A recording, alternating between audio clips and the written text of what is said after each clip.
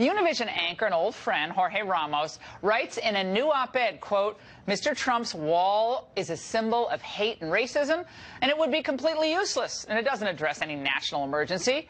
Jorge joins me now. It's great to see you, Jorge. We have a bit of a delay, so everybody has to bear with each other, but Border Patrol agents, including President Obama's Border Patrol chief, says that walls work. That's what they're saying. Now, it's not a matter of hate, but protecting Americans. So more don't die at the hands of people who are here illegally, and that it keeps those who are trying to cross the border safe from trafficking and all the other things that befall them. Now, what's racist, Jorge, about protecting innocent people, both on the other side of the border and those who are here in the United States?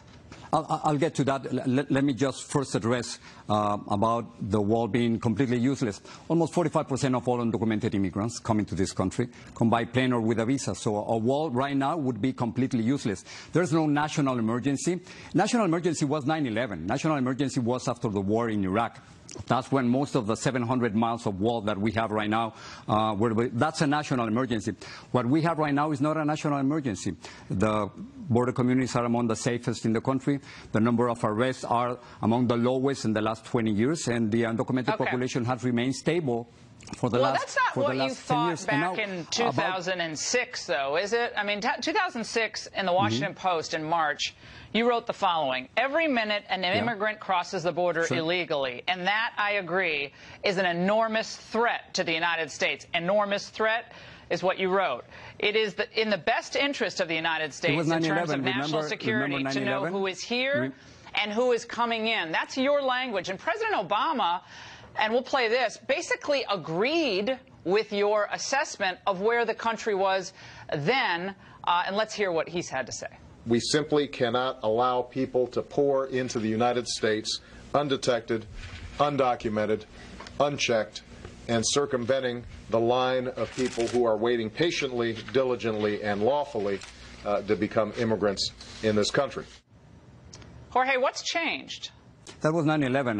That was after 9/11. Well, nothing really has changed. I mean, what we have seen is that the number of undocumented immigrants coming to this country, in the year 2000, it was more than 1 million every single year. And now we are we have some of the lowest numbers of arrests in the last 20 years. So but Jorge, we got family members crossing. We have children dying. We have 27,518 family members who were arrested. That's up 240% from last December.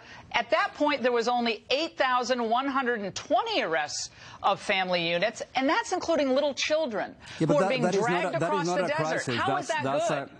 I'm not saying it's good. What I'm saying, this is a crisis created also by President Trump. We have right now thousands and thousands of families on the Mexican side, mostly in Tijuana, who are trying to apply for political asylum. And because of President Trump's policies, only a few of them are processed every single day. How is that not a crisis created by President Trump? Now, there is not a crisis along the border enough to merit new walls. That's exactly what I'm saying. How come then we have some of the safest communities on this side of the border? This is not 9/11. This is a manufactured crisis created by President Trump. Well, I think there's a big business in bringing people across the border. You've talked about it. I mean, the cartels, the coyotes, they make millions of dollars, thousands of dollars per poor migrant crossing the border. But where is the crisis, Laura? I think maybe that's the real point. I mean, where is the crisis? Where do you see the crisis? I'll tell you what the crisis is. Just one. To give money from national disaster to this.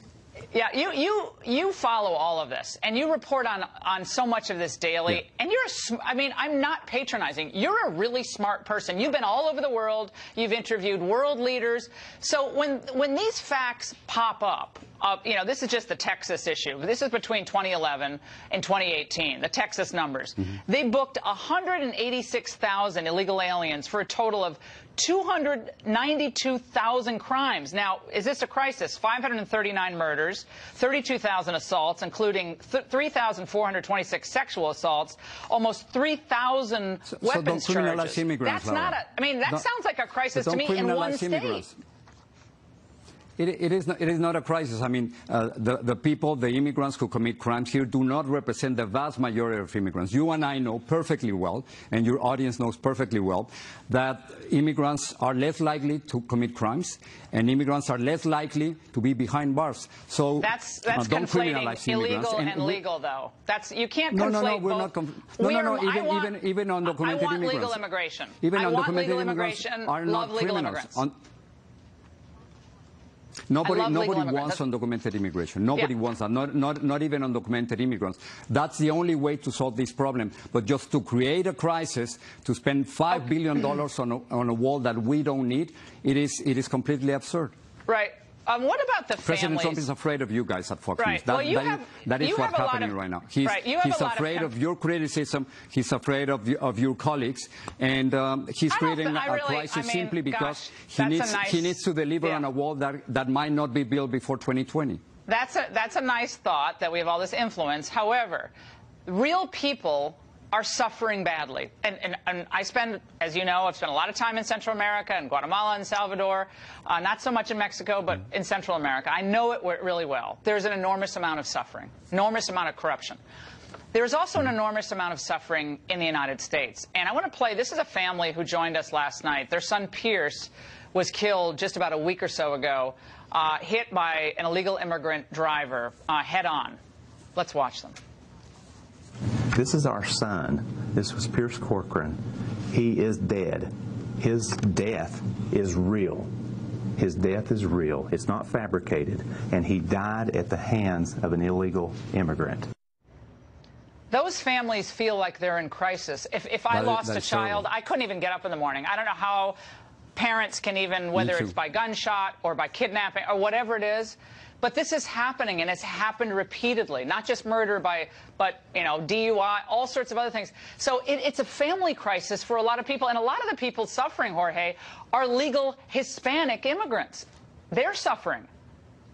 I do understand, and I cannot even imagine, as a father, I cannot even imagine the pain that they are suffering because of their loss. I really cannot even imagine that. Now, we cannot generalize that, Laura, and that's the problem. We cannot criminalize all the undocumented immigrants for what one person did or what a few people did. We cannot do that. This is exactly what President Trump is doing in his last speech. He again criminalized all immigrants, and he's creating this fear, making sure that people think that unless we do something and build his wall, that things are going to change. I mean, of course, I cannot condone what happened to that family. Of course not. But we have to understand that what happened in that incident does not represent the vast majority of immigrants in this country. Of course not. Not everybody in a neighborhood where there's gang activity is guilty of gang activity, but the gang members have to be punished, and you have to look at overall policing priorities to see if they're actually putting the resources in the neighborhood. So it's kind of a bit of a false dichotomy to analyze it by that. But people who do know a lot more than I do, and probably know more than you do, who are on the border, do assess the situation on a daily basis. Mark Napier, and he is the Pima County Sheriff, big border town and border area in Arizona. He said the following in a very interesting interview. Let's watch. It is a public safety crisis, not only from drug trafficking, but human trafficking. And the victimization of migrants at the hands of bandits and coyotes is also a public safety issue. And there is an underlying national security concern here. More cocaine is coming into this country. We're having overdoses every day. And that's not the president being dramatic. That's happening in my community. I know this is true. What about the drugs? I've talked a lot about China sending fentanyl here and what a scourge that is. But what about the drug cartels that are using these pathways for illegal narcotics? I'm glad that you mentioned that, because what he was saying is false. I mean, of course, we have a problem with drugs, but guess what? Most of the seizures that we get here in this country are done at legal points of entry, not throughout the border. And then so we're, again, President Trump and many people are trying to create the idea that all these drugs are coming through along the U.S.-Mexico border, and that is not true. Through legal points of entry. Right, but cartels aren't showing up and saying, as long as you have I'm more here, than 28 million. I mean, they're but as long as you have more than 28 million Americans using illegal drugs, this is the largest market in the world. Americans here? I mean, narcos in Mexico and Colombia and Central America, they're going to be sending that now. Along the border, we have some of the safest communities. So if what he's saying is true, how come out of the 9 members of Congress who represent districts along the U.S.-Mexico border, how come not a single one of them, support the wall that President Trump wants? Well, there's a huge they know what's happening at the border, right? I think there's been a huge demographic change. But they know what's happening at the border, so they don't support this. Yeah, that's a fair point. And so they don't support that. Yeah, the demography has changed, but the people disperse. It's not like all 12 million people live in the border towns. They disperse in North Carolina, and they're in Fairfax County, Virginia. I mean, they're all over the country. Just one other statistic, though, Jorge. They're safe communities, really safe communities. Well, I'm not sure if a lot of people in our business live in McAllen, Texas on a daily basis, but there are a lot of great people and a lot of the border communities. But there are other facts that are relevant, and I want to close with one. This is a statistic from our federal prisons today. So illegal immigrants, let's say they're anywhere from 7 to 12 million people. It's unclear. We don't really have a good number.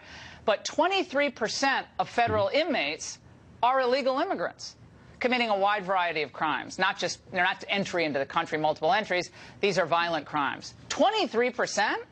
And we don't need to do a better job. These aren't students overstaying their visas for the most part. These are people crossing our borders. Yeah, well, I think that the Hispanic population is about 20%. Most of the undocumented immigrants coming to this country are still Latinos. So 23%. I mean, I got to check the numbers that you're telling me. But that's a DHS. It's just. Well, it's just a number, and it corresponds to the percentage of Latinos in the population. But again, I think that the most important thing for me tonight is just to say that there's no crisis. It's a manufactured crisis by President Trump. He's afraid of you. He's afraid of Fox News. And he wants to spend $5 billion for a wall that we don't need. Is there anything, let's say Trump says, I'm going to give amnesty to all 12 million illegal immigrants in the United States, but you're going to give me the money for the wall. You'd still be against the wall?